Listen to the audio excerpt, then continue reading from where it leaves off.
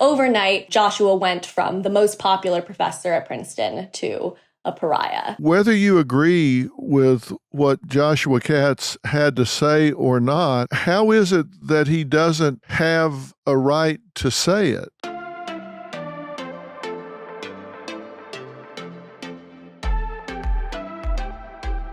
All right, well, welcome back to Fill in the Blanks. My guest today has a very interesting background history and is involved in something that I think is going to be very interesting to you as well. Her name is Solvay Lucia Gold. She's a senior research assistant at Princeton's James Madison program in American Ideals and Institutions, a PhD candidate in classics at the University of Cambridge, a native New Yorker. Solvay studied classics at Princeton before going to Cambridge for her master's in philosophy and now her PhD. This is a smart individual. Solvay earned her Bachelor of Arts degree in classics from Princeton in 2017. Now, alongside her academic career, she's been an editorial intern at the New Criterion. Today, we're talking about free speech, the effects of cancel culture, and a whole lot more, which we'll get into. So, Solvay, welcome. Thank you so much. It's great to be here. Well, I have been listening to a lot of what you have had to say. There have been some things available with meetings that were online with the James Madison group that you spoke at, along with some others. I've listened to it. I actually had it transcribed and went back through and listened to everything that you had to say. This was all brought about by the fact that you're now married to Professor Joshua Katz, correct? That is correct. The very canceled Professor Joshua Katz. Well, currently perhaps canceled Professor Joshua Katz. I have to say, I've been shaking my head about this ever since I've been reading about it, listening to it, and learning about it. Thank you. So let me just let you tell the story uninterrupted from the beginning. First off, you've been married to Joshua since when? July 17th, 2021. So we are coming up on our first anniversary. We were married in the middle of a lot of this insanity we've been dealing with. Yeah, let's talk about that insanity. Let me tell people who Joshua Katz is, by the way. He's a non-resident fellow at the American Enterprise Institute. He focuses on higher education, language, culture, the classic tradition, and the humanities broadly defined. A linguist by training, a classicist by profession, and a comparative philologist at heart, Dr. Katz has written widely on the languages, literature, cultures of the ancient, medieval, and modern world. In addition to 2 co-edited books and many dozens of articles and reviews on classics, linguistics, this is a very dedicated academician. He was a professor at Princeton University. In fact, he was the Coatzin Professor in Humanities, Professor of Classics, and a faculty associate of the James Madison Program in American Ideals and Institutions, and a tenured professor. So this is a very accomplished individual. He holds a BA in linguistics from Yale, University of Oxford, Harvard. He's just a highly educated, distinguished professor and academician. You've been married to him for about a year. How did y'all meet? When I was a junior in high school applying for college, I sat in on classes at a bunch of different universities, including Princeton. And I had been introduced to Joshua by another professor at Princeton, and I was told, you have to take a class with Joshua Katz. He's the best teacher there. So I sat in on a class, and it was mesmerizing. I had never seen a classroom like his, and the students just adored him. And I basically decided I wanted to go to Princeton after sitting in on that class. I was then his student. I took a freshman seminar in Egyptology and hieroglyphs with him, and I took a course on the Greek poet Hesiod during my junior year at Princeton with him. But there was absolutely nothing romantic between us when I was a student. Then I graduated, and things eventually changed between us. He was on sabbatical in the UK while I was doing an MPhil in the UK. And yeah, things changed between us, and here we are married today. At this point, he is no longer a professor at Princeton University. Tell us that story. Right. So this is a long, complicated story. In a sense, it begins July 4th, 2020. And you'll remember what the world was like the summer of 2020. There was a lot of unrest and confusion and reckoning going on. And among the things going on was demand letters being issued by students and faculty at universities around the country. This was after George Floyd. Exactly, after George Floyd. And the students at Princeton had issued a long list of demands to the university in the name of anti-racism. And shortly thereafter, the faculty members at Princeton issued a long list of demands in the name of anti-racism. These demands were signed by hundreds of Joshua's colleagues. Joshua couldn't really believe that his colleagues had signed on to a letter that looked like this. So on July 8th, 2020, he wrote a response, and he called it his own Declaration of Independence. And he said that he agreed with some of their demands, such as summer move-in allowances for new faculty members, rewarding service done by faculty members, and the expansion of an undergraduate fellowship program for that specifically encouraged underrepresented minorities to pursue PhDs. But then he vociferously disagreed with others of their demands, thinking that some were immoral or discriminatory. Some were even in violation of the Title VII. And those were things like additional pay and perks for faculty of color, or creating a group that could investigate racist research and publication by faculty members. And so he disagreed strongly with those particular demands, while also, and he thought in a pretty mild-mannered way, saying some of these things were good and some of them were bad. Now, we are pretty certain that this would have caused a firestorm no matter what. But the real touch point was the fact that he referred to a long-defunct student group called the Black Justice League as a small local terrorist organization that made life miserable for the many, including the many Black students who disagreed with its demands. That particular phrase was picked up. The media went crazy. Twitter went crazy.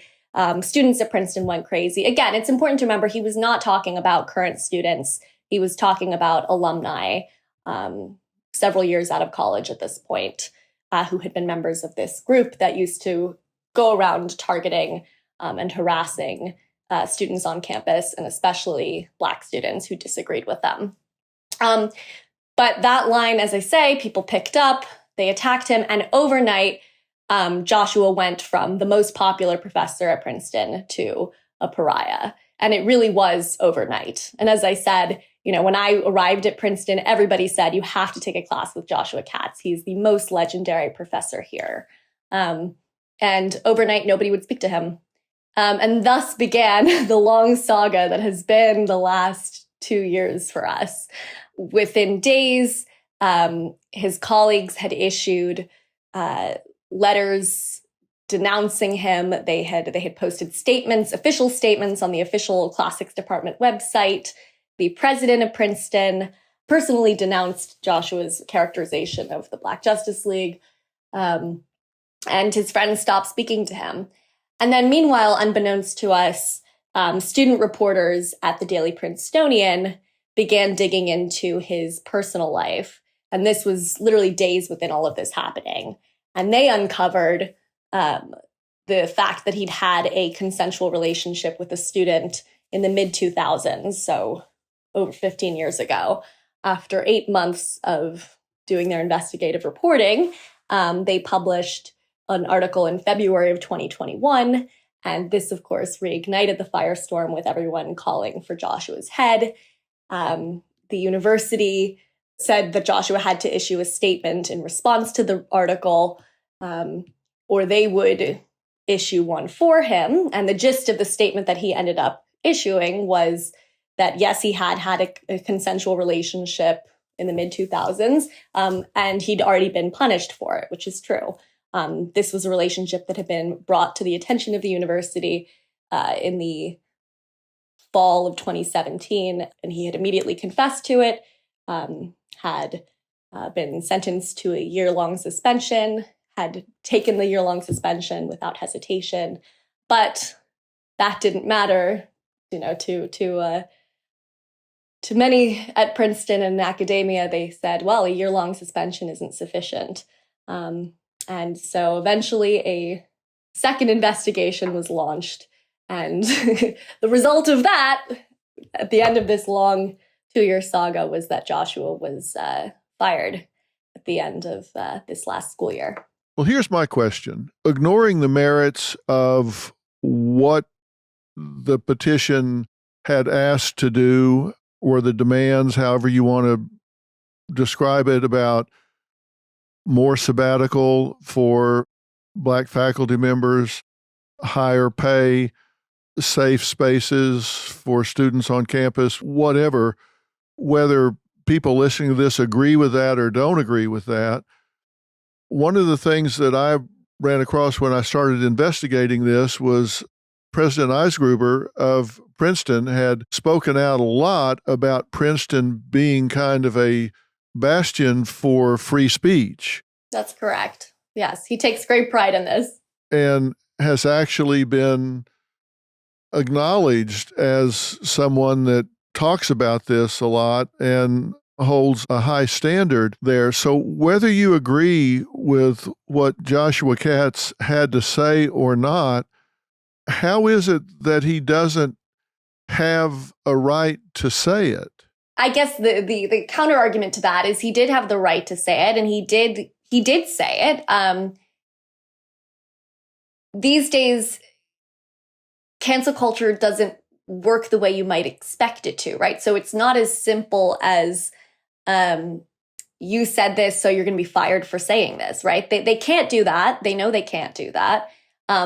So instead, they find other pretexts for punishing people.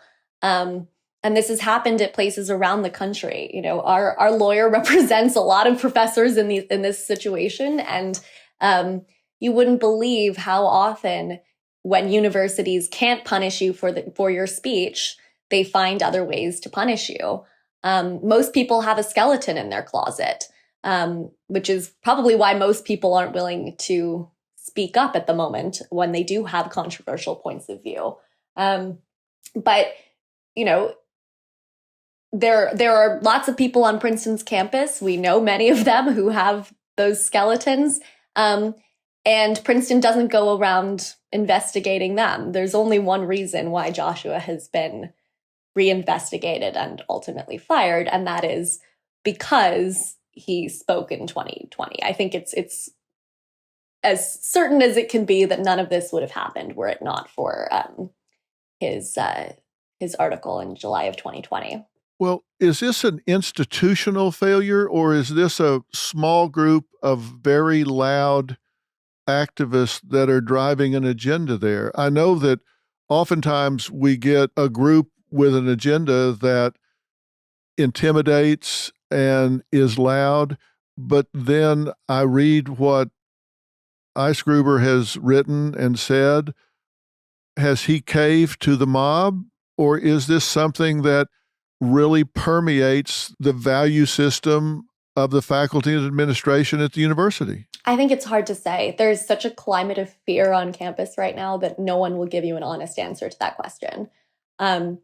You know, when hundreds of Joshua's colleagues signed that letter of demands in the name of anti-racism in July of 2020, at the time, we didn't know how many of them actually believed it, how many of them were just trying to be nice and wanted to, you know, sign on to the letter as a sign of solidarity and allyship. we thought, okay, it's possible that some didn't even read the letter.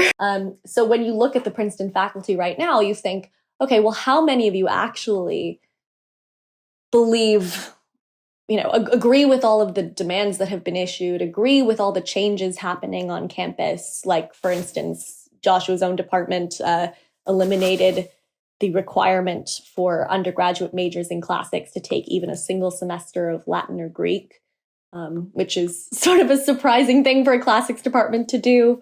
How many people actually agree with these things?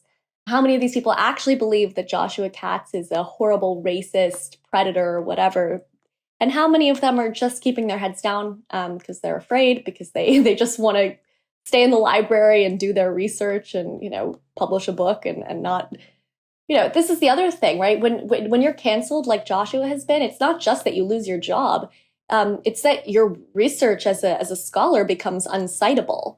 So his life's work, and Joshua is a brilliant linguist who's written on so many things, not just, classical linguistics. He got to start doing Native American linguistics. So he's written about languages all over the world.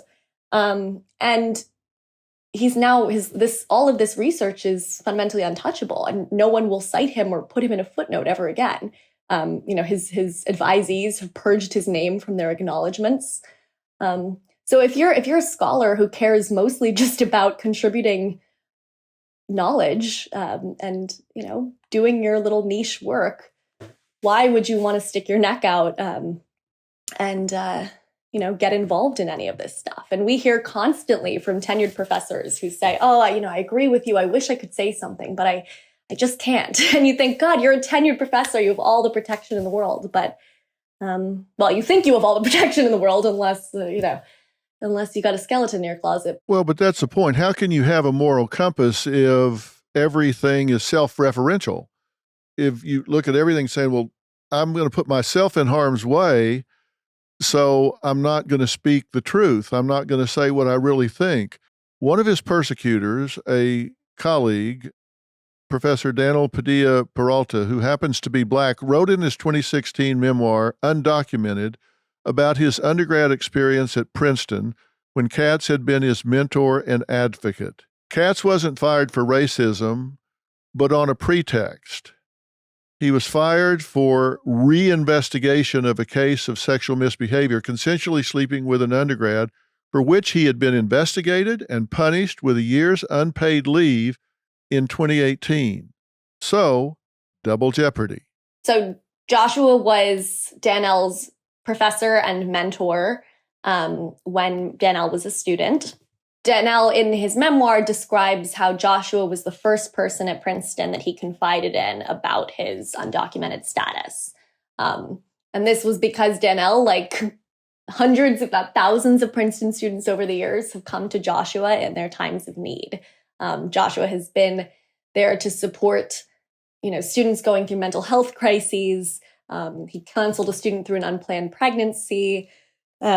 He literally directly intervened to save two students from suicide. One called him from a hotel room, and Joshua was able to rescue him. Joshua's just been that kind of person. He has never been just a professor standing at a chalkboard. He has been a real mentor and support system for students who've needed it. And one of those students was Danelle, who confided in Joshua about his undocumented status, and Joshua then worked to make sure he went to speak to the administration and got a lawyer. And the rest is history. He was able to become an American citizen and is now a professor of classics at Princeton. And Joshua was his great advocate and supporter through much of that journey. In July of 2020, when Joshua published his piece in Quillette, Danelle then spoke about how Joshua's, quote, flagrant racism speaks for itself. The same guy that Joshua had helped get citizenship was now accusing Joshua after all these years of being a racist. My whole life, and as you mentioned at the top, I'm a native New Yorker, and growing up as even somewhat conservative in New York means you kind of grow thick skin pretty quickly. in a lot of ways, I feel like I was made for this moment, and I don't feel, I think I've been able to handle it pretty well. The hard part is just seeing what it's done to Joshua. And, overnight, the man I love became a shell of his former self. All of his friends just stopped talking to him. And he really didn't know how to handle that. I mean, he expected pushback. We expected something, but he didn't expect that these people would just never say a word to him again, especially, and I've written about this, but, we had sent out our wedding save the dates days before the Quillette piece. And, there was one of Joshua's colleagues was not only invited to the wedding, he was considering asking her to be in the wedding as, a groomsmaid or something like that. And she said nothing for weeks. And then she finally wrote a short little message that, expressed her disappointment in him. And they haven't spoken since. So it's just been, and it's been the steady stream of nasty tweets and his life's work being destroyed when, as I say, once you're a canceled professor, no one will publish you. In fact, the Society for Classical Studies, which is the major organization to which all professional classicists in the United States belong, the Society for Classical Studies retweeted an article the other day that advocates for never publishing anything by Joshua ever again. So this is the kind of climate we're in. And fortunately, Joshua stays off Twitter. I think that's sort of necessary for his sanity. I stay on Twitter because I feed off of the anger, unfortunately. But well, how is he doing with this? What does he do with his time? How is he handling it emotionally? Especially since the second investigation began, it's felt like we've had this sort of Damocles over our heads. Every day we were just waiting for the other shoe to drop. It was, is there going to be a letter from the university demanding that he, go submit to another interview, another interrogation for another however many hours? I mean, it was just nonstop.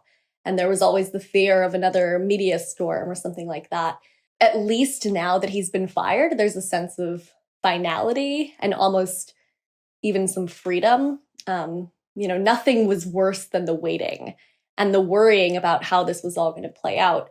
And, we've been extremely gratified by the media response because, it's a messy case. And obviously Joshua does really regret having a consensual relationship with a student. And that's embarrassing to have your personal life aired to the world like that. So we were terrified of how this was all going to play out. But, blessedly, I think people really do understand what's going on here. That's been a huge help. But yeah, I mean, I would say I wouldn't wish this on my worst enemies. I do find myself experiencing schadenfreude these days when people who've been nasty to Joshua get canceled themselves. But no, I don't wish this on anybody, actually. I think it's just awful to go through something like this. And Joshua does not have, particularly thick skin. And yeah, not to put too fine a point on it, he's been deeply depressed for the last few years. And I think understandably so. I mean, find me, as I say, I think I'm unusual in this respect, but I think most people would never be able to handle something like this. It's just awful. Is he getting any professional help? One of the tricky things here is it's actually, maybe you can help me with this.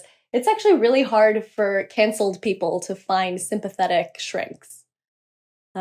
We've talked about this a lot with various people, that they're, the whole profession of psychology is itself gone pretty woke. And so, you have a hard time actually finding a therapist you feel you can trust when you're going through something like this, especially in the town of Princeton, I should say. And we've had some leads here and there. And yeah, he's had university mandated therapy or counseling as a result of his of the first investigation and the year-long suspension there. He had university mandated counseling, and that helped. And he's become a Christian, and he talks to priests. He likes talking to priests. in a sense, because he likes to be held accountable for his actions and not just, told that everything's okay. But, no, I've been trying to get him into proper therapy. But it's, as I say, it's actually really hard. And we've talked about most canceled people all know each other. And we've talked about this a great deal with a lot of people, about how hard it is to find professional help when you're going through something like this. And you do have a lawsuit pending, correct? We are considering all legal options. There's nothing. Well, we have a lawsuit pending, but not against Princeton at the moment. Joshua, he had been appointed a delegate for this group in the summer of 2020. And then when he wrote his Quillette piece, they removed him as a delegate and purged his name from their website and all materials having to do with it. And so there was a lawsuit there. And then we are considering our legal options when it comes to Princeton as well. It's a lot to think about whether you actually want to pursue a legal action in a case like this. Of course. So what does the future hold for you and for Joshua? Where does this end? Is this a hamster wheel? Does it just keep going around for him because he's been blacklisted? Where does this end? Where does it go for you?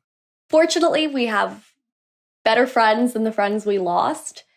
We have great family, and we do have job offers, or he has job offers. I actually am still an employee of Princeton at the moment. Joshua, if this is airing in July, I believe. So at that point, I believe it'll be public knowledge that he is joining the American Enterprise Institute full time as a fellow there. So he will be able to write about whatever he wants. He'll have free reign to continue doing research, academic research, but also mostly focusing on how to fix the problems that are in our world today, and especially in academia. So, nobody knows universities better than Joshua does. His father was a professor of chemistry at Columbia. Joshua grew up in elite universities, and that's the world he knows. And he knew them from the inside. He was on every committee. He had no free time because all he did was just run around helping people at the university all day long. So if anyone can tell you, what's going on in universities and how maybe to fix them, Joshua's probably your guy. So I think that's, it's a major pivot for him. But, even if he wanted to stay in the academy, as they say, nobody will ever cite his research ever again. I mean, I hope that that's not true. I hope people will cite him eventually. But at the moment, he's such a pariah. He can barely attend, any conference, any kind of activity that academics usually do. Well, I, of course, am biased, but I really hope that he does get some professional help and have the opportunity to not only vent, but problem solve some of this. The worst situation you can be in is to get in a situation of learned helplessness, where you feel like there's nothing you can do to change your situation. Once you get that perceptual set, then hopelessness is not far behind, and things that follow are never good. I've read a lot of what he's done and some of the things he's written, and this is a cognitively agile, cognitively active, driven individual, and for him to stymie that would be a terrible thing for him and a terrible thing for the world. I agree. So I would really hope that he would work his way out of that, because he's not really canceled until he decides he's canceled. That is so true. That is very true. I mean, it really is. And that's easy to say, but when you've been fired and they won't cite you and they won't hire you and they won't this, they won't that, you can say, well, yeah, okay. So you can tell yourself whatever you want, but the world still has excluded you, but you can always find a way back in. And I'm telling you, with this cancel culture running amok, they're now getting to the point of canceling each other. Somebody's going to have to put that all back together, and he has the bandwidth to figure out how to do that. Yeah. No, I agree with you entirely. And day by day, as I say, he's doing better now than he has been. But it's been a really long 2 years, and he has complete agoraphobia in Princeton, not in other places, but he literally won't leave our house. I mean, he'll occasionally walk, in the direction away from town, but he just won't go into town at the moment. It's horrifying. I can understand his logic in that, but I hope you will give him my sentiment and tell him I would like to meet him and say hello and look forward to doing that. Thank you so much. Yeah, he'll really appreciate that. Well, you've been great in talking to us today. I think you've articulated this very, very well. And when he said to those reading that article, you should be terrified, enough's enough and too much is too much. And this is a good example of too much. I hope people that are listening to this, do your own research on this. Google the name, read the accounts, make up your own mind. I think you'll hear what he's saying. You should be terrified. Yeah. It's gone too far. It's got to stop. I thank you for taking the time to articulate this, and I hope we've had a useful discussion about it. Very useful, and thank you to you and to your listeners. Solvay, thank you so much. Thank you.